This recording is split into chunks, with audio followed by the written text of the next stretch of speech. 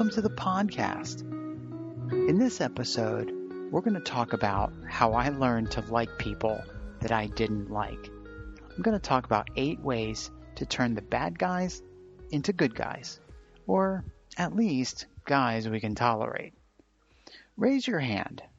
How many of you out there have ever encountered someone you don't like or someone that doesn't like you? I certainly have.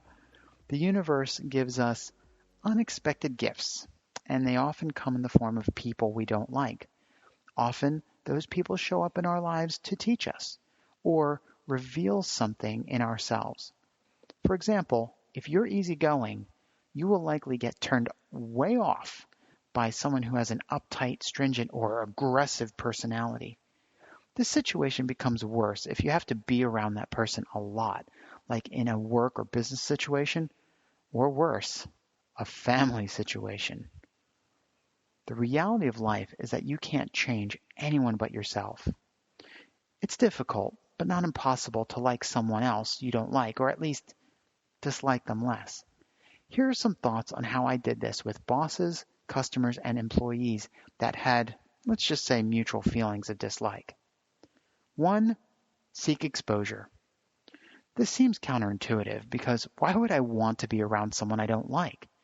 Normal people avoid people they don't like. But I found that the more I am around a person, the more they grow on me and the more I understand them. And the mere act or getting exposure to that person enables them to grow on me, even though they may have been utterly repellent before. For one boss, I set up a weekly meeting with them just so that we could interact more regularly. This boss eventually grew on me, and I came to trust them as a close personal advisor. 2. Do good things for them. I've learned that we as people prefer to interact with those who do good to us.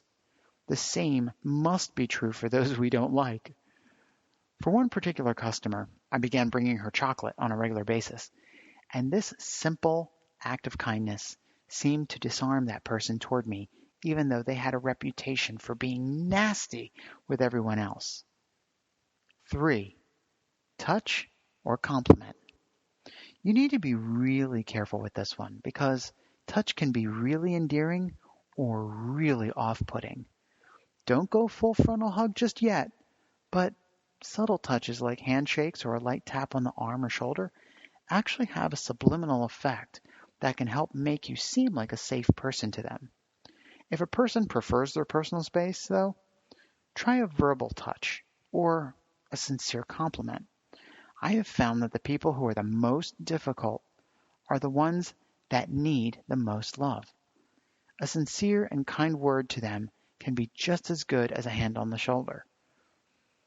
The verbal touch is one I regularly pull out of my human interaction toolkit. 4. Laugh. Poke fun at your own shortcomings and weaknesses. Nothing disarms others more than bragging about your own frailties, foibles, and struggles, and nothing neutralizes bad feelings like a good laugh. With an employee who was once furious with me, I would sincerely joke with them about my many other mistakes and weaknesses, and over time, this, along with many kind words and good deeds, won them over, and now we are extremely collegial, and all of that is water under the bridge. 5. Fake it till you make it. We often believe that we act because of the way we feel, which is true to a degree. But Amy Cuddy, a Harvard researcher, actually put forward the opposite view, that we feel the way we do because of the way we act. So if we act the way we want to feel, especially about a person we don't like, it's effective if we give it a sincere chance. With the boss I mentioned earlier, I genuinely acted as though I really liked them. And what happened over time was that I did. I grew to like them a lot. I still stay in touch with that former boss to this day and continue to source them for input. 6. Speak well of them. This is important for more than just liking someone. It's easy to, quote unquote, place a hit on someone who isn't there with you. especially if they are known for being difficult or odd. Speaking well of others creates greater loyalty for you because it makes others feel safe that when they are not with you, that you will not speak harshly of them. This is hard to do because our inner desperate housewife savors those gossipy morsels. But in the long run, people will respect you and remember you and like you for it. And over time, those who we don't like will eventually grow on us as well.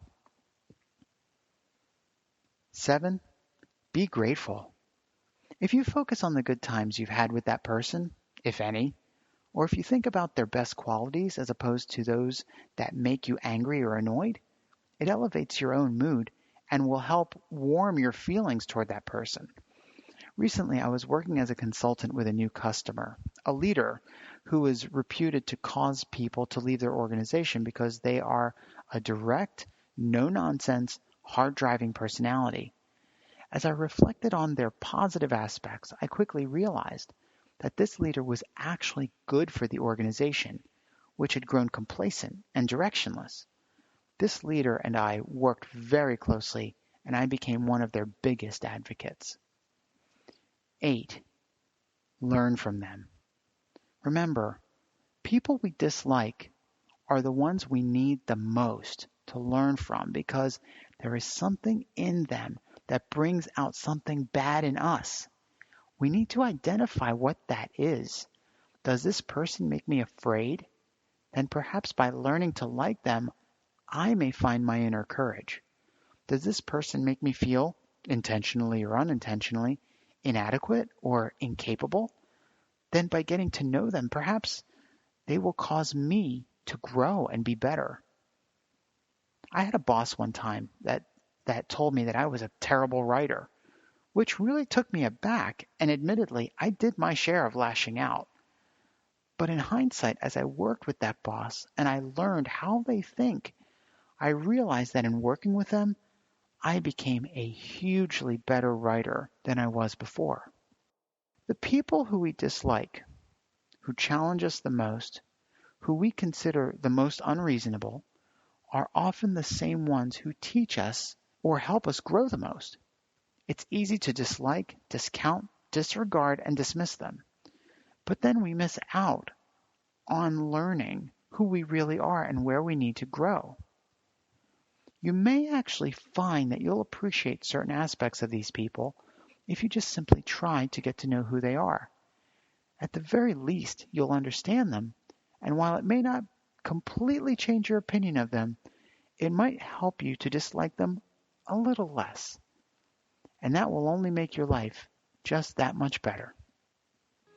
If you enjoyed this podcast, please subscribe or sign up for my free updates at my website at markabotros.com, and you'll never miss a post or an episode. And if you think that someone will benefit from this, please share with them.